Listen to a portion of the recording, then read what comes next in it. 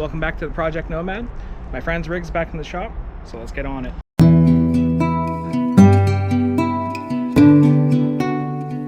My friend's rig is back in my shop today. It is a 1994 Toyota Land Cruiser FZJ80 that he wants me to get some work done. And some of the work has already been started. Like his last wheeling trip, he apparently smashed his resonator all the way back up into this pocket right here, completely destroyed it, collapsed it in two different sections, and broke it off basically at the tip and the connecting point from the rest of the exhaust.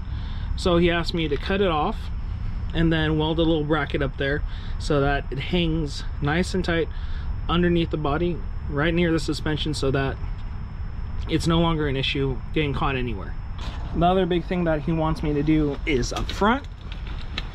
Basically, he wants me to do the 1-ton steering setup that I have on my Land Cruiser. I've already done a video on it.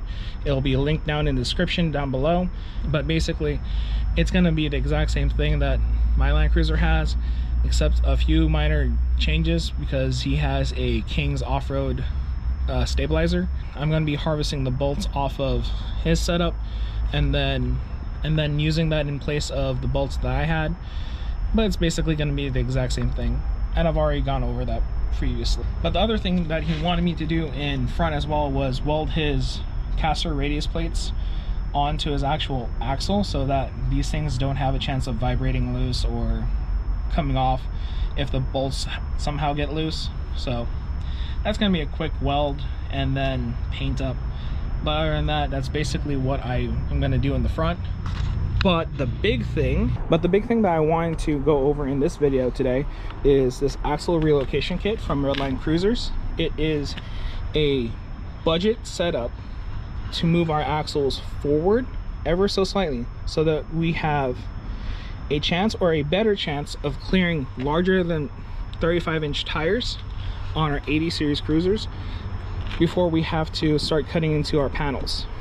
By going over the kit, it consists of 5 plates, 1 template plate, and 4 support plates. The guide plate basically shows you where to drill, and the 4 support plates will be there to be welded on to support the new bolt hole so that nothing has a chance of collapsing, no issues with deformities, and it's fully supported like the original factory spot. Because if you don't notice, the hole is really close to the original hole. So when there is a good chance that the metal could fail or fatigue under stress, so the support plates are just there to make sure it doesn't happen. Again, this kit is a DIY kit.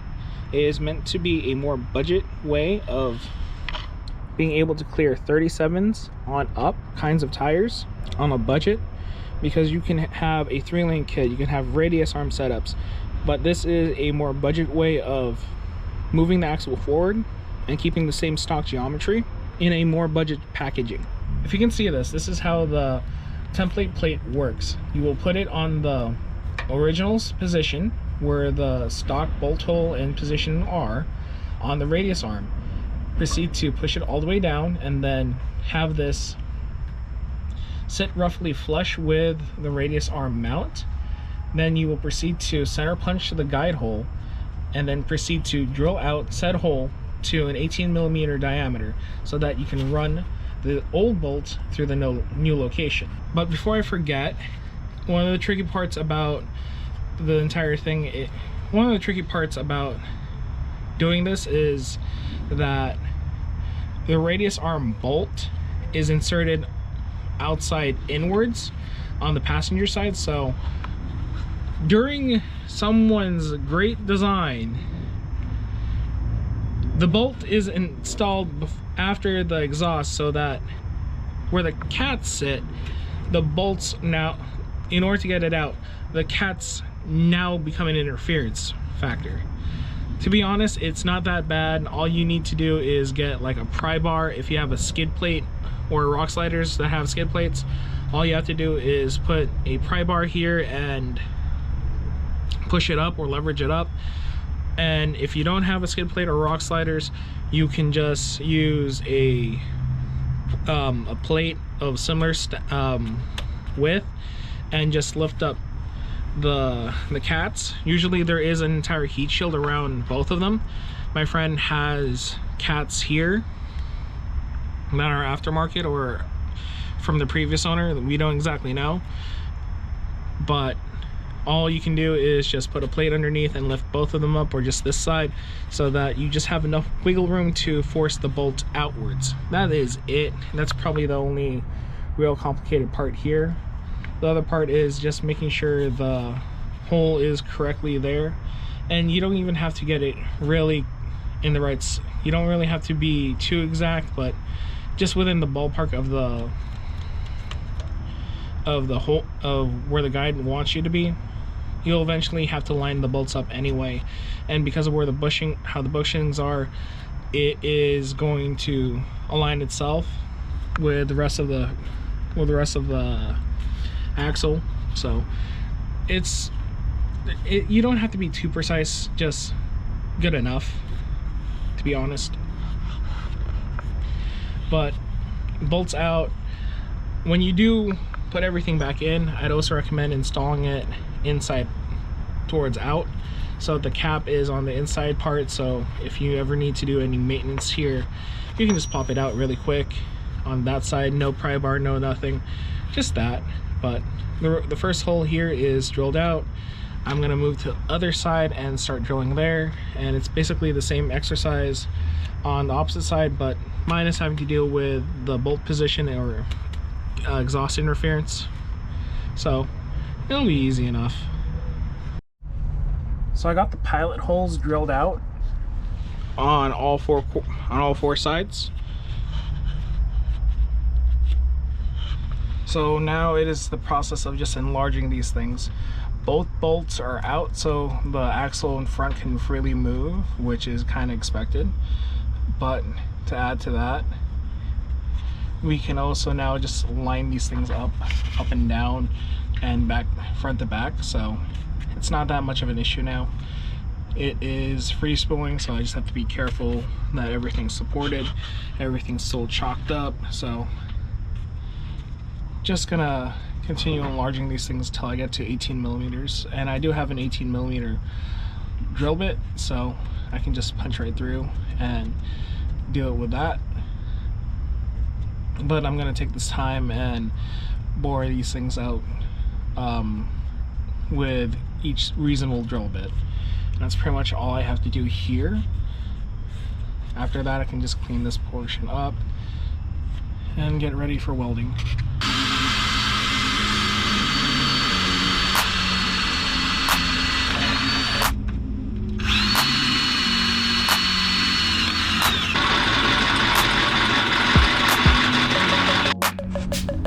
Three down, one to go.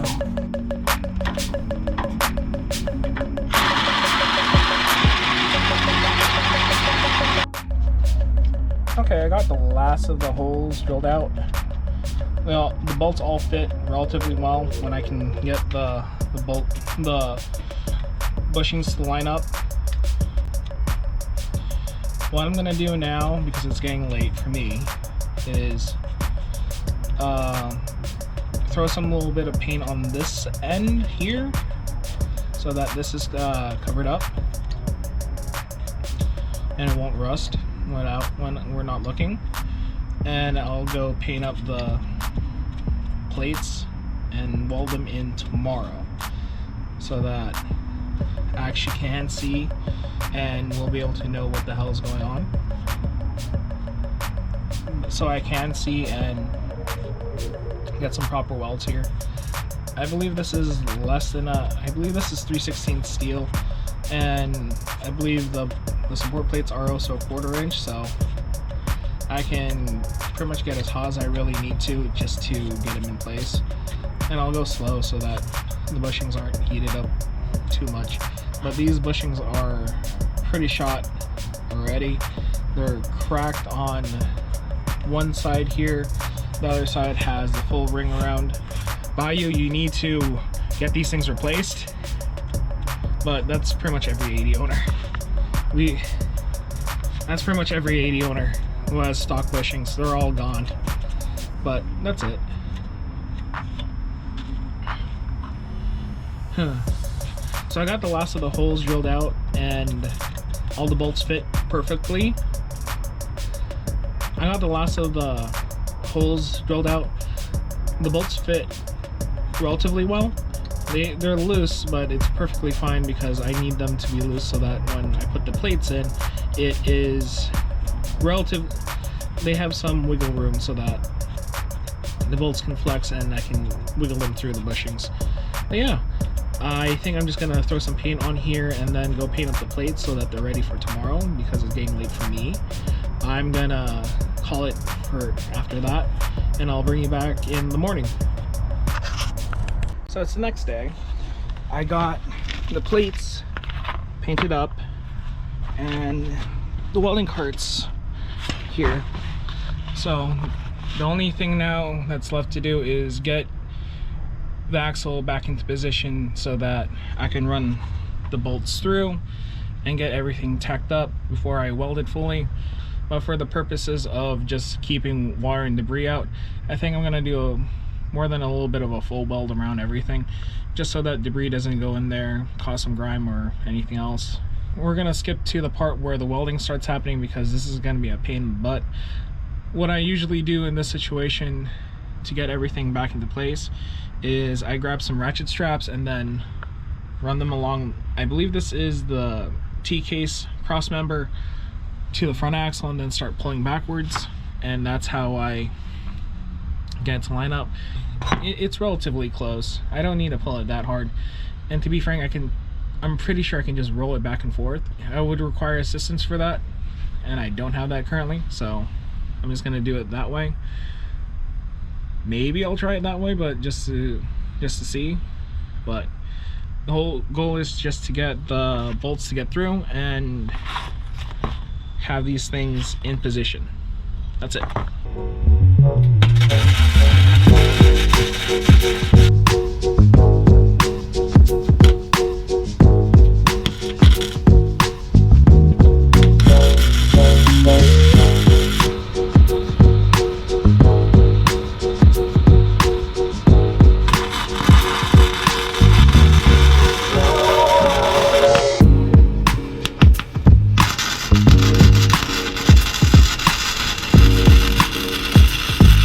It's been a second, but I just finished a test drive with the vehicle now, with everything installed. I have the 1-ton steering installed, all set up, and it performs beautifully. Everything's been greased. It all flows beautifully. There's no binding on anything. You have lock-to-lock movement. The stabilizer moves and doesn't block anything. It is spaced out correctly with the relocation of the mount, just like on mine. The axle relocation kit is installed. It has pushed the tires forward ever so slightly, giving it enough room to basically flex up and down. The wheel well is now further away from the tire and everything is set. The exhaust hanger is in place, albeit it's rough, but it will do the job. The exhaust is now pointed away from the vehicle. It isn't just kicking it straight into this pocket and being let into the cab. It is pushing the fumes out and towards the passenger side. So long as we're moving, it'll keep going like that. But in general, the exhaust will be kicking out towards the passenger side, and it won't be an issue if we're idling by.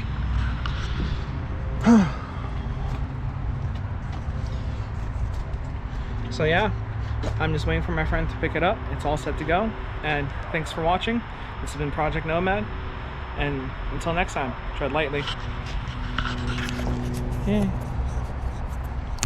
So basically everything that my friend had asked me to do on his rig is done, completed. There's no more need to work on it for the time being. And I'm now just waiting for him to come by and pick up his rig. So I'm Robert, and this is Project Nomad. And until next time, tread lightly.